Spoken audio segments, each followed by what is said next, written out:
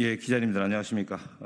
점심시간이 다 돼가는데 제가 용인시 갑 국회의원 이상식입니다. 기자회견을 하도록 하겠습니다. 예, 존경하는 국민 여러분, 용인 시민 여러분, 그리고 처인 국민 여러분, 더불어민주당 용인시 갑 국회의원 이상식입니다.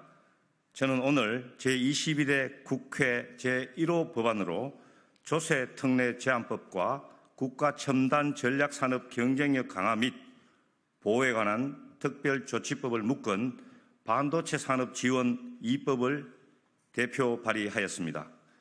조세 특례 제한법 개정안은 현행 통합투자세 공제 대상에 기계장치 등 일부 자산으로 제한되어 있는 자산 범위에 토지 및 건축물을 추가하고 연구개발 장비에 대해서도 산업화 시설에 준하는 공제를 받을 수 있도록 범위를 확대하며 산업화 시설의 세 공제 비율을 기존 4%에서 10%로 상향하고 기존에는 세 공제 대상에서 제외되어 있었던 연구개발 장비 및 토지 건축물도 10%의 세 공제를 받을 수 있도록 하는 내용을 신설하며 일몰 예정인 세 공제 기한도 2024년 12월 31일에서 2030년 12월 31일로 연장함으로써 기업의 투자를 촉진하기 위한 조항을 담았습니다.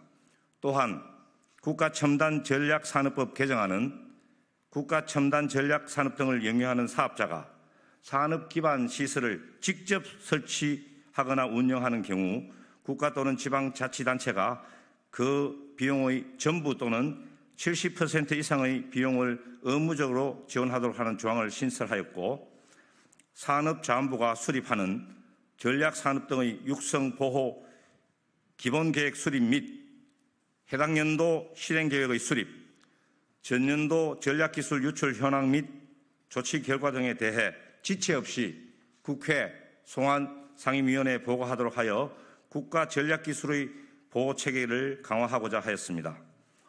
반도체 산업 육성은 대한민국의 미래를 좌우하는 시대적 과제입니다.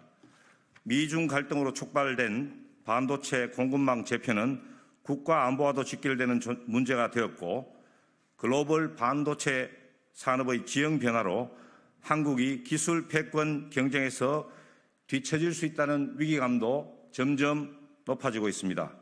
이미 미국, 유럽, 일본, 대만 등 주요국은 2030년을 반도체 산업 대전환기로 상정하고 자국의 첨단 반도체 기술 개발 및 공급망 안정화를 위해 공격적인 보조금과 조세 지원책을 펼치고 있습니다.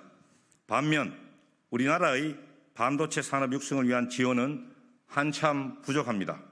이래서는 주도권 경쟁에서 생존하기 어렵습니다. 제가 발의한 반도체 산업 지원 2법은 대한민국 반도체 산업의 경쟁력을 끌어올리고 글로벌 시장을 주도할 것입니다. 용인, 평택, 화성, 이천, 안성, 성남, 수원으로 이어지는 반도체 메가클러스터는 경기도를 명실상부한 대한민국 경제 산업의 중심지로 우뚝 세울 것입니다. 대한민국 반도체 심장 용인, 경제와 산업의 중심지 경기, 글로벌 반도체 산업 주도국 대한민국을 위해서 연내 개정안이 반드시 통과될 수 있도록 국회의원으로서 최선을 다할 것입니다. 감사합니다.